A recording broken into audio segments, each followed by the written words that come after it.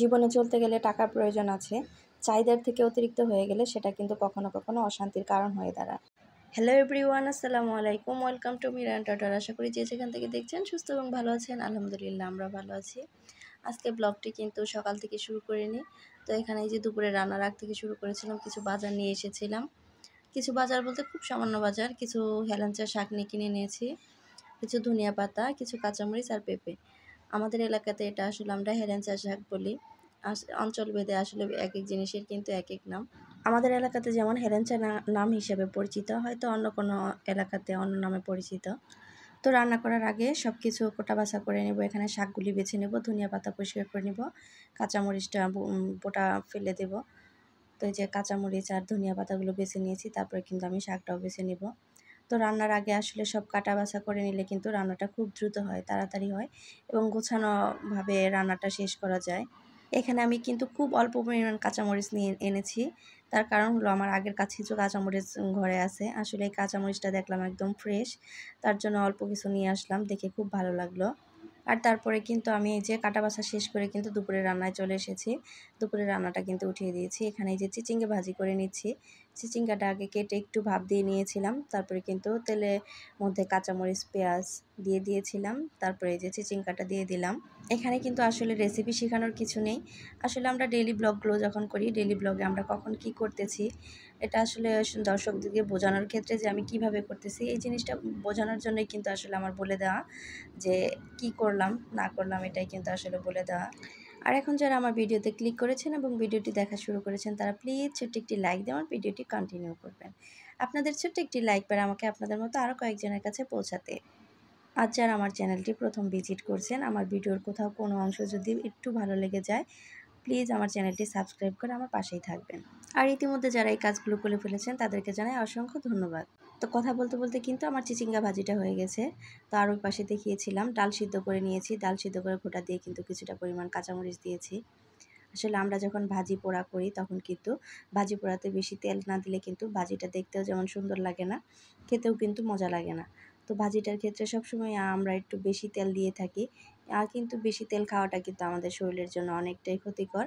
তো সেক্ষেত্রে আমি কি করি, ভাজি করার সময় তো পর্যাপ্ত পরিমাণ তেল দেই। তেল দেওয়ার পরে ভাজিটা যখন হয়ে যায় তখন কিন্তু এই যেরকম একদিকে সাইড করে নিয়ে তো খুন্তি দিয়ে ভাজিগুলো উপরে উঠিয়ে রাখি। এতে করে নিচ থেকে কিন্তু ভাজির থেকে তেলটা কিন্তু ছেড়ে দেয়, ভাজিগুলো আলাদা আর তেলটা আলাদা হয়ে যায়। এতে করে যে কাজটা হয়, অতিরিক্ত যে তেলটা এটা কিন্তু আমাদের শরীরে আর প্রবেশ করতে পারে না। আসলে অতিরিক্ত সব কিছুই কিন্তু খারাপ। যেমন ধরেন টাকা পয়সা, তো অতিরিক্ত যাদের টাকা পয়সা আছে তাদের কিন্তু দেখবেন সংসারে সুখ শান্তি কোনোটাই নেই। আবার অনেকেই দেখবেন ডাল ভাত খেয়ে কিন্তু অনেক সুখে আছে। তো আমার কাছে সবসময় একটা জিনিস মনে হয়, নিজেকে সুখী ভাবার সবচেয়ে বড় মূল মন্ত্র হলো একটাই। তো নিজেকে নিজে সুখী ভাবা, যে আমার যা কিছু আছে আলহামদুলিল্লাহ যথেষ্ট পরিমাণ আছে, আমি সুখী আছি। এটা যে ব্যক্তি ভাবতে পারবে, অনুভব করতে পারবে, সেই মনে হবে প্রকৃত সুখী। আর এই যে এখানে দেখেন আমি যে ভাজিটা ছাকনা দিয়ে রেখেছিলাম, এই যে ভাজি থেকে কিন্তু অতিরিক্ত তেলটা ছেড়ে দিয়েছে। আর এতে করে অনেক আপুদের মনে হতে পারে যে ভাজি থেকে তো তেলটা ঝরে গেল, সেক্ষেত্রে ভাজিটা হয়তো মজা লাগবে না, ভাজিটা শুকনো হয়ে যাবে। না, এই যে ভাজিটাও কিন্তু আমি উঠিয়ে দেখিয়ে দিলাম, এখানে কিন্তু একদমই তেল ছাড়া হয়নি, তো তেল আছেই। ভাজিটা খেতেও কিন্তু খারাপ লাগবে না, আপনারাও ইচ্ছা করলে ট্রাই করতে পারেন। তো যে কথা বলতে নিয়েছিলাম, অতিরিক্ত চাহিদা আর অতিরিক্ত চাওয়া থাকলে কিন্তু কখনোই আমরা সুখী হতে পারবো না। আমাদের চাহিদা আর প্রয়োজনটা সবসময় সীমিত রাখতে হবে, তাহলে কিন্তু আমরা প্রকৃত সুখী হতে পারবো। আমি যদি আমার যে পরিমাণ আয় আছে তার থেকে যদি বেশি চাহিদা করি, তখন তো আমার চাহিদাটা মেটাতে পারবে না আমার হাজব্যান্ড। তো সেক্ষেত্রে কিন্তু অবশ্যই আমাদের সংসারে অশান্তি নেমে আসবে। সব সময় আয়ের কথাটা মাথায় রেখে আমাদের চাহিদাটাকে ওইভাবে সীমিত রাখতে হবে। চাহিদা যত কম থাকবে সংসারে তত শান্তি থাকবে। না, আমি বলছি না যে টাকা পয়সার কোনো দরকার নেই, আমাদের কোনো চাহিদা থাকা যাবে না, কোনো প্রয়োজন থাকা যাবে না। তো অবশ্যই সেটা সীমিত থাকা লাগবে। তো টাকা ছাড়া তো আসলে কেউ কখনো চলতে পারবে না বা সুখী হতে পারবে না। আমাদের প্রয়োজন মোতাবেক তো টাকা লাগবেই, কিন্তু সেটা যদি অতিরিক্ত হয়ে যায় দেখবেন কখনো কখনো কিন্তু সেটা অশান্তির কারণ হয়ে দাঁড়ায়। অনেক ফ্যামিলিতে দেখবেন অনেক টাকা পয়সা আছে, অনেক ধন সম্পত্তি আছে, কিন্তু তাদের ফ্যামিলিতে কিন্তু কোনো শান্তি নেই। অতিরিক্ত স্বাস্থ্যবান ব্যক্তি যেমন সুখী না, অতিরিক্ত অর্থবান ব্যক্তিও কিন্তু তেমন সুখী না। দেখবেন অনেক অর্থ সম্পদ আছে, কিন্তু তার ছেলে মেয়ে সে একটাও মানুষ করতে পারেনি।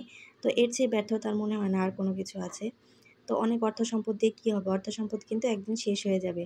তো ছেলে মেয়ে যদি মানুষ না হয়, সে তার চেয়ে বড় ব্যর্থতা আমার মনে হয় না এই দুনিয়াতে আর কিছু আছে। যারা শুধু সম্পদের পিছনে ছুটে তারা কিন্তু দেখবেন কখনোই সন্তান মানুষ করতে পারবে না। তো তারা কিন্তু কম্পিটিশনে নেমে যায় এক প্রকার, যে ওর এতটা আছে আমারও এতটা করতে হবে। আবার একদল মহিলা আছে দেখবেন যারা অমুক ভাবি এটা পরছে, তমুক ভাবি এটা পরছে, তমুক ভাবি এই ব্র্যান্ডের জামা পরেছে, অমুক গহনা কিনেছে, অমুক গাড়ি কিনেছে বা একটা ফ্ল্যাট কিনেছে, আমারও এরকম লাগবে। আর এসব করতে গিয়ে কিন্তু দেখবেন স্বামী, সংসার, সন্তান কোনো দিকেই নজর নেই, তাদের শুধু ওই দিকেই নজর। আর এর জন্যই আমার মনে হয় অতিরিক্ত চাহিদা সবসময়ই খারাপ। আমাদের ভালোভাবে থাকতে হলে, লোক সমাজে চলতে হলে অবশ্যই আমাদের টাকার প্রয়োজন আছে, কিন্তু সেটা অতিরিক্ত না। তো কথা বলতে বলতে কিন্তু দুপুরে রান্নাটা শেষ করে নিয়েছি।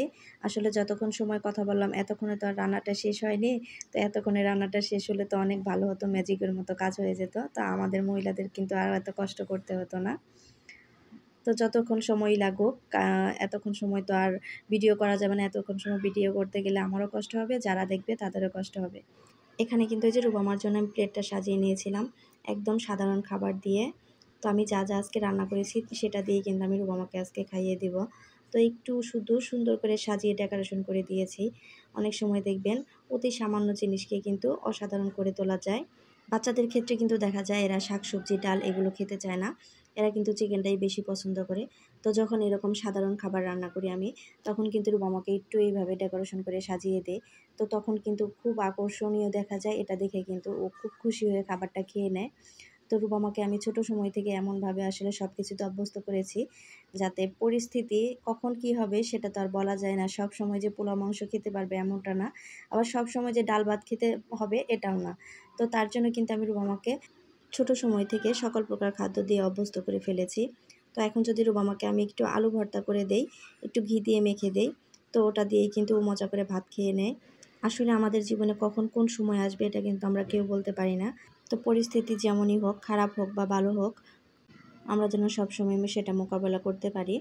এই তৌফিক আল্লাহ আমাদের সবাইকে দান করুন, আমিন। তো দুপুরে খাবার পরে কিন্তু একটু রসমালাই বানিয়ে নিয়েছিলাম। তো রুবামা ইদানিং দেখছি একটু মিষ্টিটা খেতে একটু বেশি পছন্দ করছে। আর আজকে কিন্তু আমি একদম ছোট ভিডিও আপলোড করলাম, তার কারণ একটাই, রুবামার পরীক্ষা 2 তারিখ থেকে। তো সবাই আমার মেয়েটার জন্য দোয়া করবেন, সে যেন সুন্দরভাবে ঠিকঠাক মতো পরীক্ষাটা দিতে পারে। আর বাচ্চাদের পরীক্ষা মানেই তো মায়েদের যুদ্ধ, এটা কিন্তু আমার সব আপুরা জানে। এখানে এই যে রসমালাইটা বেড়ে নিচ্ছিলাম, আর আমার আপুরা খেয়ে কিন্তু অবশ্যই বলে যাবেন রসমালাইতে মিষ্টিটা কম হয়েছিল না বেশি হয়েছিল। আমরা যারা রাঁধুনি আছি তারা একটু কিন্তু ভালো রিভিউ পেলে খুব খুশি হয়ে যাই। আজ কিন্তু এখান থেকেই বিদায় নিব। সবাই ভালো থাকবেন, সুস্থ থাকবেন। দেখা হয়ে যাবে নেক্সট কোনো ভিডিওতে। সে পর্যন্ত সবার সুস্থতা কামনা করে এখান থেকেই বিদায় নিচ্ছি। আল্লাহ হাফেজ।